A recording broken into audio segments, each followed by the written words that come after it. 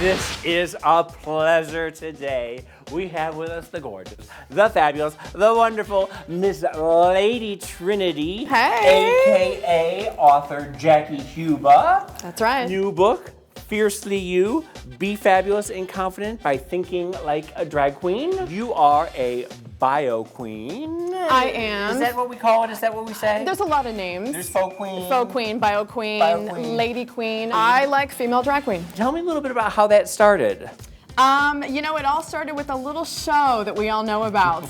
I was in a really kind of a dark space. Right. I had gotten out of a long-term relationship, had a long corporate career. I was sort of not enthused about what I was doing anymore. I kind of got bored and I was really stuck. And that is when I was flipping channels and I came upon RuPaul's Drag Race. And suddenly it was like Dorothy entering Oz. Yes. And everything went colorized. It totally did. And I saw these guys creating these amazing, fabulous, glamazon, fierce personas, and I wanted to be just like that. The whole book is really about how people can be as fierce as a drag queen every day in their life, and it doesn't matter who you are. And you don't have to do drag to think like a drag queen, but you do have to do things differently. One of the top things I wanted to do was learn from these drag queens. I got to meet a lot of the Drag Race queens. You met, there's 17 of them. There's 17 that I interviewed for the book. We have features on 5 of them. And I wanted them to share with me, like, how does this work? How do you do this? I'm a new queen. What can you teach me about how to do all of this? The beauty of it is that you are instantly accepted into this community. Well, I get this question a lot about, does the drag community accept women doing drag? Right. And I've never had an issue. I do see some commentary online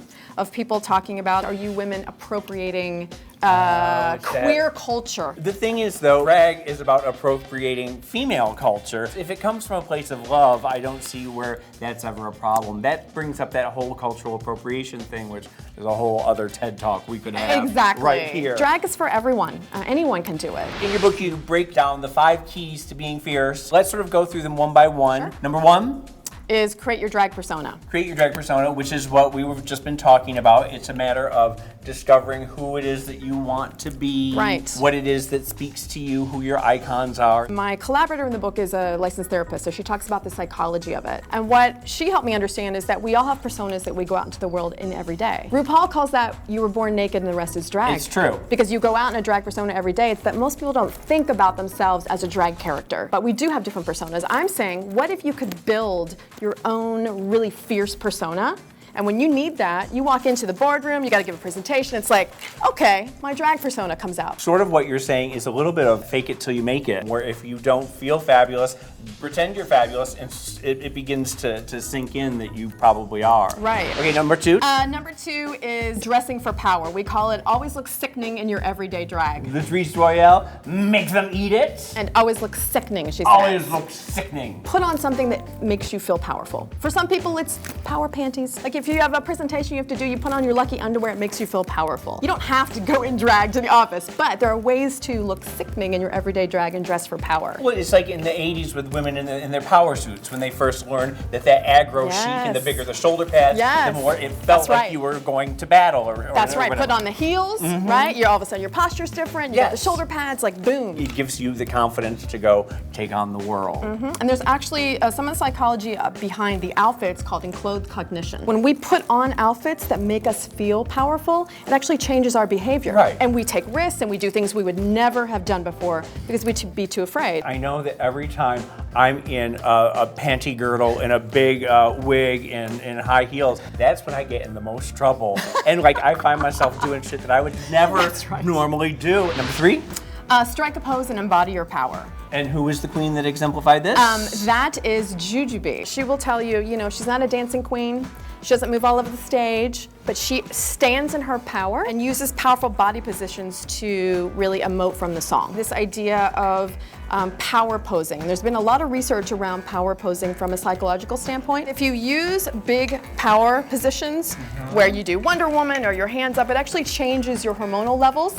Yes, and you walk in the room and you own that. Oh, you don't power pose in the room when you see them. But you can. Like, if you're at a table, you want to take up space. You want to be big. And we know as drag queens, they use power positions to own the stage. stage, we're saying do it every day when you need that power. So number 4 is tell your critics to sashay away. You get people who don't understand what you're doing. Anyone who blurs gender lines, there's a lot of guys doing drag, I mean, it can draw criticism, and I feel like they've really learned to shake that criticism off with a flip of the wig. I always found that, like, if I was in a tutu and tiara and a clown nose, that if you could diffuse the situation with humor, then you could usually get out of it, because there are lots of times where I would be surrounded by mobs of angry people, and if you could make them laugh, then you could usually get out of it. In your book, you talk about Trixie, who has a look that even within the drag community is controversial, and she got shit for that. And her way of dealing with it was to really love herself enough for everyone. We need armor, and especially women. In the work world, they get a lot more criticism on performance reviews. For women, and you saw with Hillary Clinton, she gets way more criticism. So you have to learn to deflect that. But there's two pieces. One is this external criticism. The other one is the internal criticism from yourself.